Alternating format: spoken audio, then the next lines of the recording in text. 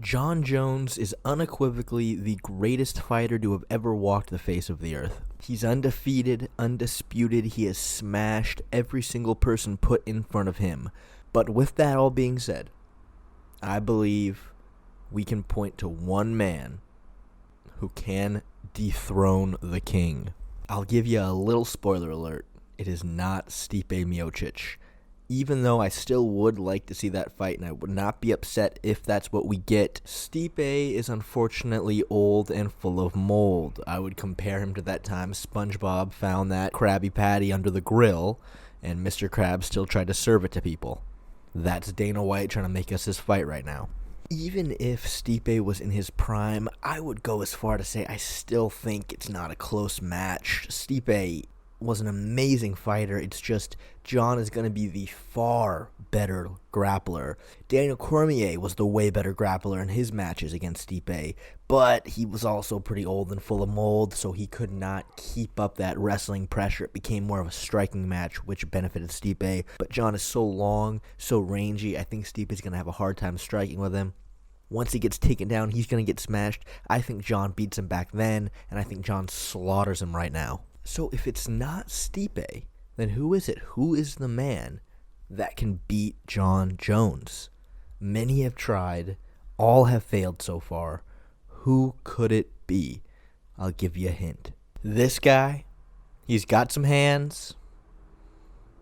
He's had a few knockouts recently. He's very handsome, objectively, I think. His name is Dominic Reyes. That one night they fought and never again. That is your answer. I understand maybe some of the more smooth-brained folk out there thought I was talking about Sergey Pavlovich. Pavlovich? Pavlok? Let's call him Sergey. No, I don't think he beats Jones. I mean, look, his last few fights, super impressive. His knockouts are insane. However, Derek Lewis, Tai Tuivasa, those guys, they're going to stand in the pocket and swing with you because usually they win those matchups, but now they're fighting a very crisp striker who has a lot of power, and they are getting laid out. Not very good strategies from them. Curtis Blades, he's so close to being elite, but he just isn't. In that fight with Sergey, he was striking, he was landing, he was doing okay, but the problem was he just wasn't moving enough. He was standing right in front of him, letting himself get hit. He needed to be on his bike, and he just didn't do that, and he got knocked out. He shot one takedown, it was defended well, but I just haven't seen enough from Sergey to say he's going to beat Jon Jones. I think Jon is a very smart fighter. Right? I think he's going to stay on his bike. He's going to be moving. He's going to be using his range to keep away from him. I think he's going to be clinching with him, and I think he's going to be able to take him down. I do. It was not cheating to say that he's had a few knockouts recently because Dominic Reyes has been knocked out many times recently. So, bite me. With all that being said, I do think it's fair to say that right now at heavyweight, Sergey would be the toughest fight for Jon Jones, and I would like to see it still. There is a lot of unanswered questions. We really don't know how good Sergey's grappling is. I found one clip online from his MMA debut where he showed that he knows what he's doing. Like I said, he defended that one takedown from Blades. But I'm just not ready to say he can survive Jon Jones' onslaught. Just not yet.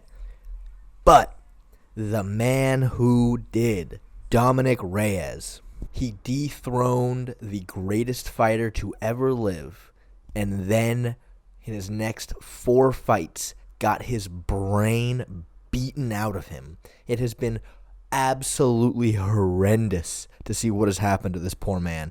Heinous. Even. Going back and rewatching his fight with Jon, I think a few things need to be highlighted that I noticed. And the most glaring thing to me, you could tell Dom gave that fight everything he had. He put every ounce of his soul into that Jon Jones fight. You just saw it.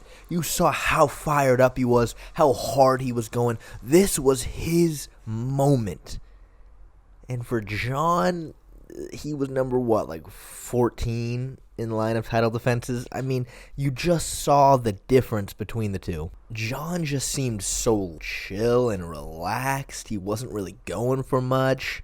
He was just chilling, and Reyes gritting his teeth, moving in and out, striking, hitting those leg kicks, just peeling Jon off his legs when he was going for those takedowns, giving it everything he had.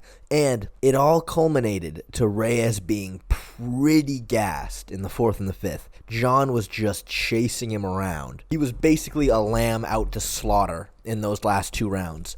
It is fair to say Reyes won those first 3, but I wouldn't even know if I'd say he won. More like he just kind of grabbed him. More like he just kind of picked him up off the ground and put him in his pocket because they were just there to take. With this all being said, though, the thing that I find interesting is Jon did not take any damage in those first 3. He got hit with a couple good shots, but he was very safe. His defense was on point. He was constantly moving away. He was avoiding all the damage. He stayed pretty much 100% safe, which I think is very interesting when you look at all the outrage online of people screaming robbery. You don't hear it as much anymore since Jon's come back and won the heavyweight title. People tend to forget the fight prior when things like that happen, but I kind of had this built into my head that Jon got spanked those first 3 rounds. But upon rewatch, no, he was very safe. Didn't get hit too bad. Reyes was just going aggro those first 3. And Jon was just like thinking about dinner or something later that night. I don't know.